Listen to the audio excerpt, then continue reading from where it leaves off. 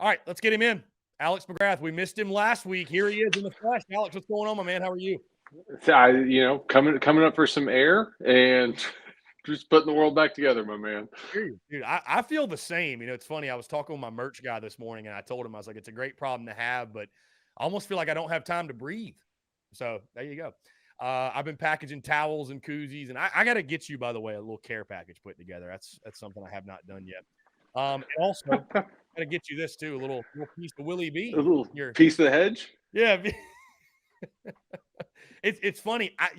After we rushed the field, I didn't know we were tearing the hedges up until I got out there, and I kind of got out there later than everybody else. But I got out there and I walk over there, and I'm like, the hedges are destroyed. So I was like, well, I might as well take a piece. They're basically gone. So I mean, they'll grow back. It's fine. yeah, and the season's over, right? It's not like we have a game this weekend or anything at Willie B. Yeah. So, anyways, Alex, how you been, man? Again, it's great to see you. Obviously, huge win over the weekend, but how's everything been? I know you obviously been going through a transition with what your role or job or what? Just a change of firms, so to speak. So it's been a bit of a whirlwind for the last, I don't know what's like 12 days or so. But you know what? I wanted to carve some time where I don't have to think about that for 25, 30 minutes. So here we are.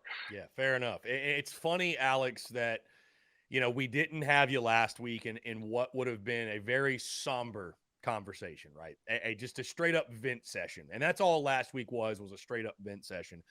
And now we have you on this week, and it couldn't be a more polar opposite feeling and discussion that we're going to have. So let me ask you this. I'll start with this.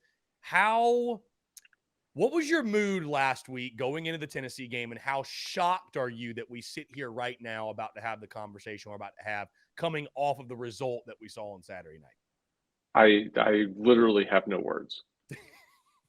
None. I mean, we could sit here and speculate about whatever we wanted to, but I mean, I saw like a stat that showed like through SEC play to date, we had 18 touchdowns, and we scored 9. And I don't know, man. I just like there was nothing in the cards that could have predicted anything close to that. Alex, Rattler threw for more touchdowns on Saturday night than he had in the entire month of October. Sure, why not? Yeah, and I saw somebody else post a stat that was, and it may not, I may be misquoting this, but it was like that's the biggest line miss like in Vegas's history, or one of the or like the third largest, or something like that. I don't know. Yeah. Well, Vegas certainly got their money from everyone, including yours truly, that took Tennessee minus 21.5 or minus 20 when it opened or what have you.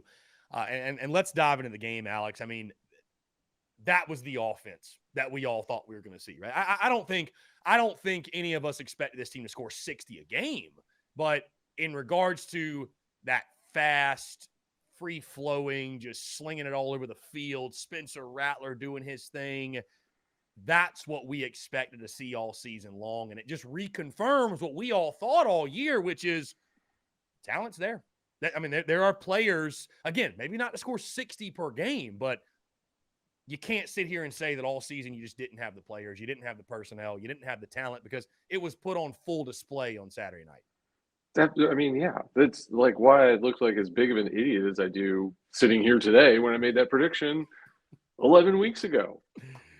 Like, and what we've been talking about for 10 weeks, where it's just like, you know what? Like, we're not a grinded out on the ground team. Like, all of our talent is on that back end, and you've got to use it. You got to go vertical. You got to spread the ball around, get people in space. Lo and behold, when you do things like that, you get results. I don't know. Like, you're obviously ecstatic, but then you kind of sit there and scratch your head in frustration, or like, why hasn't this happened yet? So who could say? Let me ask you this, Alex. I'll put you on the spot, and I'm going to get into your preseason predictions in a second, because I was asked to ask you about that by multiple people. But anyways, Shane Beamer and I'm sure he'll stand by this today, and I respect it from Coach, but he adamantly said that Marcus Satterfield was calling the plays. It was all Sat. He called all the plays. Do you buy or sell that Marcus Satterfield just turned over a new leaf and was the mastermind behind that offensive explosion on Saturday night? Color me skeptical. Like, and the thing that stands out most to me in my skepticism is, did we have one play that entire night where they got up to the line and then looked back to the sideline to get a play? I don't think we did.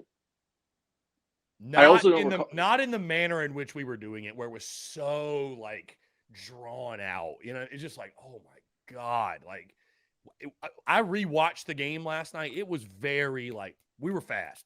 It was like one quick look over, boom, I got it, let's go. Like, just, there was none of this like this confusion is what I would call it. There was none of that. And the other, did we throw a screen pass? We actually did, which is funny enough you asked that, Alex, because it was early in the game and we threw like a swing pass or a screen or something, and it worked. And in my head, I was like, this might actually just be our night. I mean, if the swing pass is working, this might be our night. Like truly. But we didn't use them as much. We didn't, hey, when we had 3rd and 20, we didn't throw them. We actually went downfield, and wouldn't you know, we converted it. Wouldn't you know? Yeah.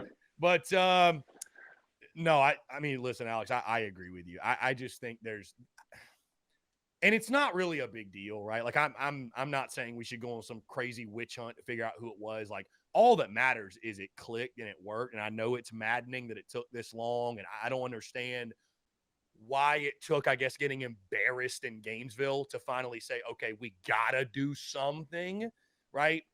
But at the same time, like, I just refuse to believe that all of a sudden Marcus Satterfield just had a come to Jesus moment, and an angel came to him in his dream and told him what, or maybe, you know, I made this joke with my buddy last night, Alex. Maybe Satterfield just was looking at his play sheet and flipped it over, and he's like, oh, this has a back. I didn't know. There's a second chapter. I mean, sure. I mean, I guess that could have been the case. The other side of that too could potentially be where, you know, it was a top-down decision. Like, hey, you know what? We're not doing this anymore. Like, and then you have to operate in this arena, and maybe that was it. I don't know. Yeah, Alex, I was joking again with a buddy last night because we rewatched the game. Yeah, I think there was check with me on Saturday night, but it was Satterfield checking with Beamer. I would venture to say, yeah, you're Sat, we're going to do check with me, but you're going to check with me on what you're calling. I'm just, yeah. Anyways, whoever's hands were in the recipe, all that matters is the cake came out and tasted delicious. That's all that matters. That's one way to put it. Yeah. Yes. Alex, let's speak a little bit on QB1, man. Spencer Rattler's night. You know, we've seen some great performances from Gamecocks quarterbacks. Obviously, we talked with Steven Garcia yesterday. You think of 2010 against Bama. You think of you think of some of those games Blake Mitchell had, right, in the early Spurrier days. You think of Steve Tannehill back in '95 against Mississippi State, throwing for, I think, like over 500 yards or something crazy. But Alex, you could argue that was the greatest individual game performance we ever seen from a Gamecocks quarterback. Just what you saw from him, and I mean, how special it was watching him do what he did on Saturday. It was as if like you just took the brakes off, right, and just said, go play. And you're throwing deep balls, and you're just like the accuracy with which he executed everything was, you know, like I don't want to say that's what I was expecting. I was expecting like 80% of that, and it's like all of it just clicked at the same time. I mean, I don't know that. I mean, like that 30 of 37 had drops in it, and I don't know that you could humanly play any better than he did. Yeah, I mean, I really do believe, man, when you just factor in everything, I mean, that truly, and I know it's recency bias, but man, I mean, it's again going back and rewatching it, and just every throw on the money, dude. And like you mentioned, that was the thing. That's the obvious takeaway, man. Like, no doubt. And I will say this, and watching it back, the execution was better, right? Because there were some throws where it was like he had to put it in a spot. And if he didn't, play would have failed, which we've seen similar results all season long. But like you mentioned, that just free flowing, it was almost like somebody took the handcuffs off, like Yeah. it was just a lot of like backyard, let's go play ball. Like I saw a lot of receivers getting opportunities to make plays. Like I didn't see Spencer Rattler in the backfield looking like he was like trying to process and think about arithmetic back there. Like Nope. he was just, it was get it and go, get your read, go. Like, I mean, it was so much fun to watch. So much fun to watch and watch playmakers make plays. Antoine Wells, I mean, my God, man. We knew he was a capable player. We talk about Garcia. Antoine Wells was the Alshon Jeffrey of that game. Like, just making every play, dude. Just making every catch. And then getting everybody involved, from Jaheim Bell to Dak Joyner to Jalen Brooks to Amarian Brown. And, I mean, the list just goes on and on, man. It was I'm so glad that it was simplified. It was simplified. And I'm so glad that offensive explosion, Alex, happened, because it just goes to show and confirms that it was there. It was there. It was there. So, it's not one of those things where it's like, are we crazy? Like, is the personnel just not really that good? It's like, it might not be 63 points per week good, but it was way better than anything we saw up to that point. To say the least. I mean, you got, like, throwing the post pattern to Josh Vann. Like, I don't know that we've attempted that, like 4 times this year. We certainly haven't thrown a back shoulder fade, like, in that situation. It's just, I don't know. Maybe Tennessee was just giving you a look that nobody else had given you for the entire year. But it's just like the rhythm of the play calling, the setup of, like, the sweep play that Antoine Wells scored on, or Juice scored on, that got set up like 3 plays before that. And it's just like that hasn't been something that's been done, at least not to that degree. And just, I don't know, the little things like that are what color me skeptical. But I mean, it was just, I don't know. That's just what I thought, because we knew those guys were talented, and it's just like it never shined through until then. And it's just that, to me, it looks like it was very much simplified, and you're just like, just go play. Alex, I label myself slapdick of the weekend, by the way, for just, my prediction. And, I'll never apologize for it, but I didn't give us a shot, which nobody did. No football watcher gave South Carolina a shot to win that game. And, but either way, I'm gladly holding the title of that. But more so, I did it because, Alex, it's funny, and I don't know how you felt, but early on in that game, that first drive, you face 4th and 1, you're going for it. I'm like, kick the field goal, dude. You just came off a weekend where you didn't score an offensive point. Get on the board, right? Then you get the illegal snap thing, 4th and 6. I'm like, all right, now you have to kick the field goal. They go for it anyways and get it. And looking back at that, and you score the touchdown that drive, that was the tone setter, dude. And it's that mentality as we look ahead to this weekend. It's that mentality I just hope and pray we come with on Saturday.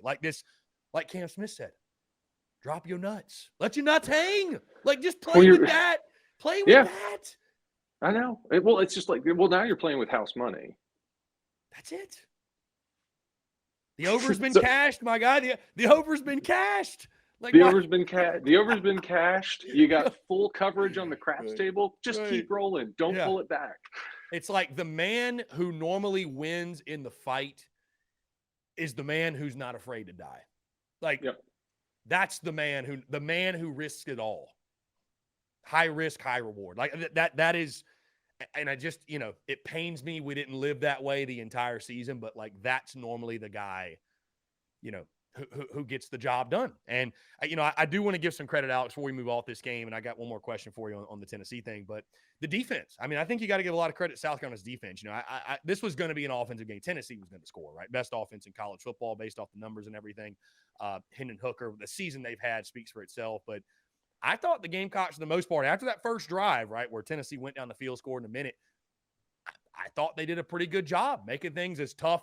as anybody has for Tennessee to this point. What you saw from the Carolina defense, I mean, again, you look, they got their yards, but I think an overall impressive effort based off the opponent you were playing.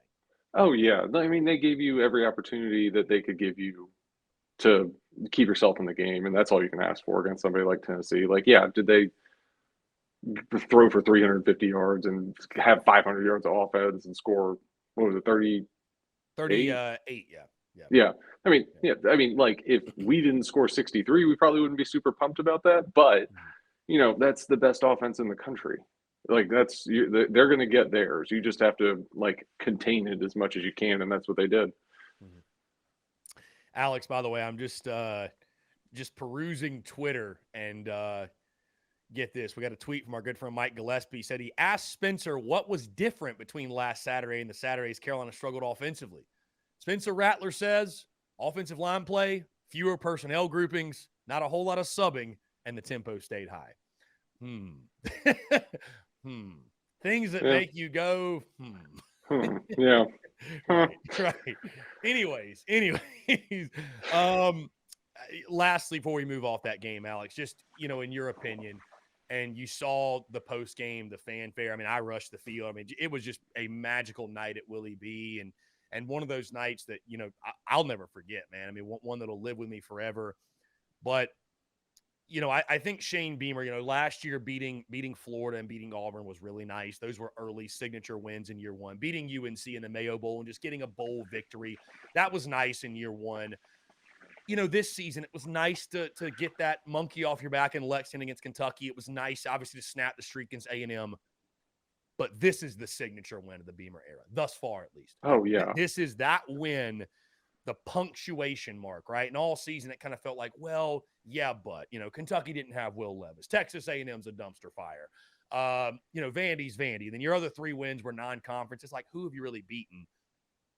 And the beautiful thing about that game Saturday night, Alex, the way you won, I mean, it was a straight-up ass-kicking. It wasn't some turnover-aided special teams thing. You just went out there and took it and beat the hell out of Tennessee. Your just overall thoughts on the impact of this victory and what it means for South Carolina football so early in Beamer's tenure?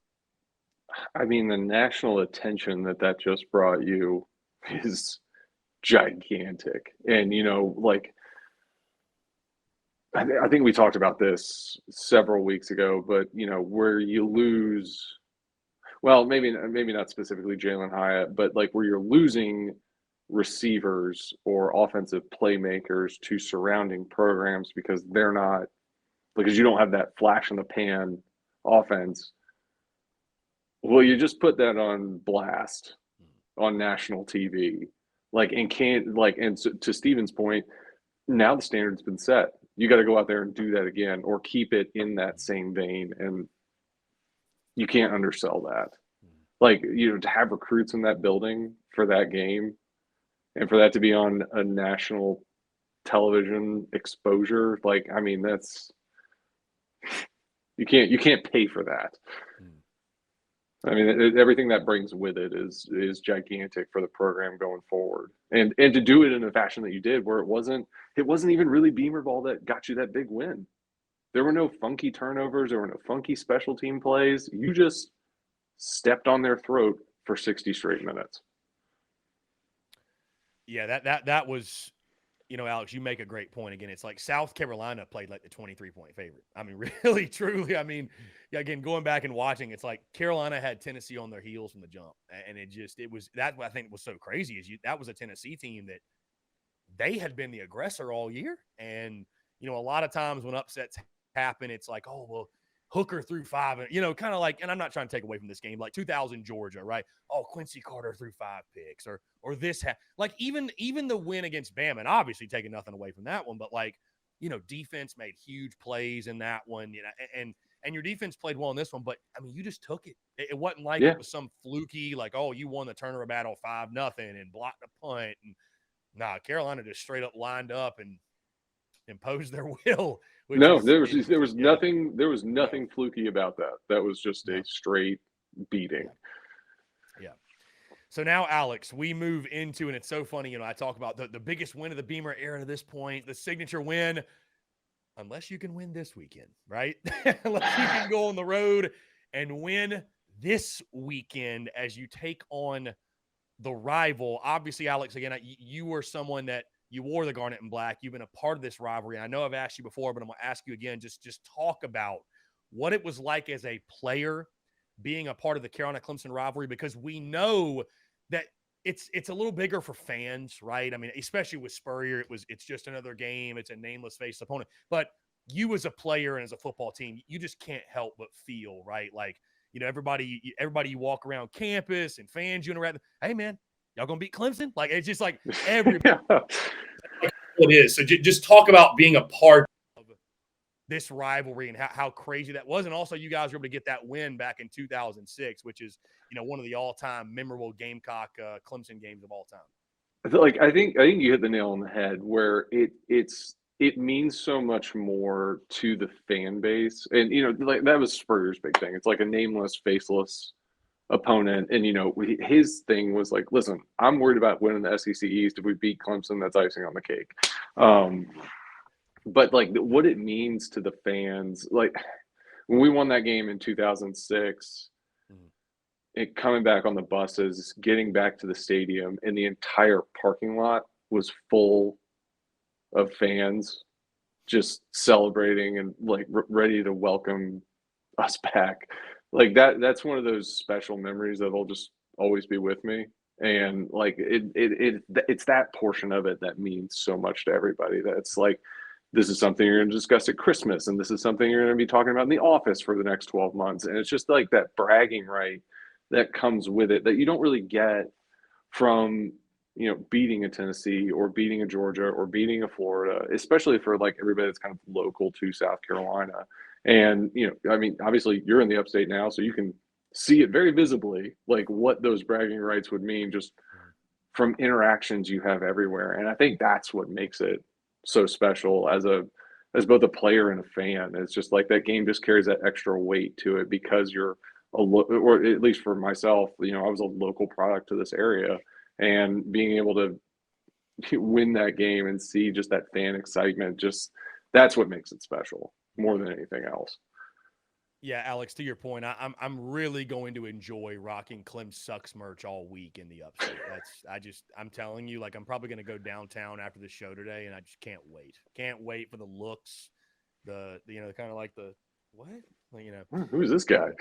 Yeah. I don't know though. I don't really interact with them a whole lot. I think like I have some sort of Clem Sucks repellent or something. I don't interact with Clemson people. I really don't. I even since I've been up here, it's not really a problem I face. I don't know. I've got the advantage. I don't go to an office, right? Yeah. So I'm able to control who I surround myself with. So I like to think I do a good job of that. Picking and choosing my. Do you have the Clemson pack ready to go though? It's ready. Oh, it's ready. No, it's so actually. Carolina Cigars just shipped it off this morning because I actually texted them. I said, "Hey guys, I need a special pack. We need like the nicest cigar you have." And so they're sending the pack of all packs. Put it that way. Outstanding. That's what I like to hear. The ultimate pack, indeed. Alex, it's funny you talk about like the winning in 2006 and the trash talk. To be on the other side, which is where we are, 7 straight losses. Clemson's won 40 straight home games. When you look at this game on Saturday, Tigers open as a 16-point favorite. That line has since, and I thought that was incredibly high, that line has come down 14.5. Either way, who gives a damn? Gamecocks just won as a 23-point dog. When you look at this game, call me crazy, but I look at Clemson, they've obviously got talent. This game to me is just so much more about South Carolina and what Gamecocks team shows up. What offense shows up, right? Is it the offense we saw in Florida or even last year against Clemson, or is it what we just saw against Tennessee more so to that degree, right? I'm not saying I'm guaranteeing victory if that, but it's just that's the question I think we all have. I'm not really even concerned. Like, I know Clemson's got talent, but I'm like, what Carolina team's going to show up on that field on Saturday? I mean, that's the gambling question, right? Like, I mean, if you get 60% of what you got on Saturday, I mean, that's enough to win. And it's just like, do we get Missouri, Carolina, and Florida, Carolina, or do we get Tennessee, Carolina? And if you can get, again, you get like 60 to 80% of that production, like you're gonna win. It's just like can you recreate that flow? Can you recreate that freedom? Can you recreate the matchups? And that is I'm reticent that can happen, but it is my sincerest wish that it does. Alex, your keys to victory on Saturday. Again, it's interesting. I was going back listening to some of our conversations we've had ahead because we this is the third consecutive year, right? Or excuse me, fourth consecutive year. You and I have talked ahead of South Carolina Clemson, and I mean there's been a couple of these matchups where they've just been Carolina's been 24, 26 point underdogs, and it's funny. I was looking back at like 2019, and Carolina had no shot, and you were trying to give your keys, and it was just like. We were both just trying to give sad attempts at keys to victory when we both knew the inevitable was about to happen.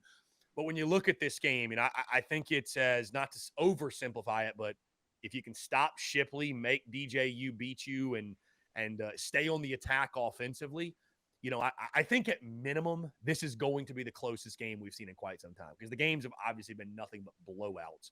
Just what you want to see from this South Carolina football team, keys to victory on Saturday for you against the team from the upstate. If I would love to see us come out and be as aggressive as we just were. Like act like you're playing with house money and go for the jugular.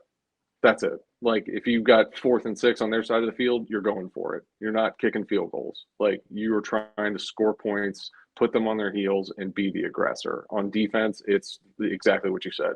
Stop Shipley, make DJ beat you. Don't give yourself, don't like be in constant like 3rd and 3, 3rd and 4. Like put them in a position where it's 3rd and 7, 3rd and 8 all night. And then maybe a little bit of beamer ball too. Listen. Hey, not a bad week for it. It wouldn't be a bad week for it. Not a bad week for it. Blocked punt or two, blocked kick or two. Alex, I appreciate you taking the time, man. Looking forward to the game. Will you be attending the game Saturday? No, I will not. Are you someone that is sworn off? Like ever going back? Like, will you ever go and back? It's not even, it's like, yes, but it's not even for the reasons you would probably think it would be. I've never had like a bad like fan experience there, anything like that. I just don't want to sit in traffic for 4 hours when the game's over. And that's the number one thing. Clemson, there's not a good way in and out of there. And that's why I choose not to do it. Yeah. Well, we will be in Columbia on home turf at Carolina Ale House throwing a watch party. So it's funny, man. A lot of our fans wanted to, you should throw a tailgate for Clemson, and I kind of pitched the idea to Ale House in the preseason, and they were like, Chris, we know you have thick skin, but we don't. And I understood, and I actually thought it was a good idea because I was like, the amount of shit talking we're gonna do this week, I don't know if it's a great idea to be like, hey, we're gonna be right here. Just come find us. Come on, you're more. Yeah, I mean, I don't know if that's a wise decision, but anyways, Alex, I appreciate you taking the time, man. It's always a pleasure, and you know what I love too is that the game is at noon on Saturday. You know a little bit of something about winning at Clemson in a noon kick. So we've done it before. It can be done again. Done it before, indeed. You, Ryan Suckup, Blake Mitchell, Mike Davis, and the boys just doing the damn thing. Listen, it's been a year to break streaks, and there's a couple of big ones hanging there right there. 40 straight home games, 7 years in a row. I mean, I'd hate for it to be us that ruins all that. Be such a shame. It would really be a tragedy. Second straight week, knock a team out of the playoff line. Such a shame. Hate to see it. and let it be known that we will be insufferable if it happens. Oh, absolutely. Alex, my friend, dude, it's so glad to get you back on the show today, man. Looking forward to doing it again next week. Appreciate you, my dude. Me too, my friend. Yes, sir. Take care. We'll talk soon. See you, buddy.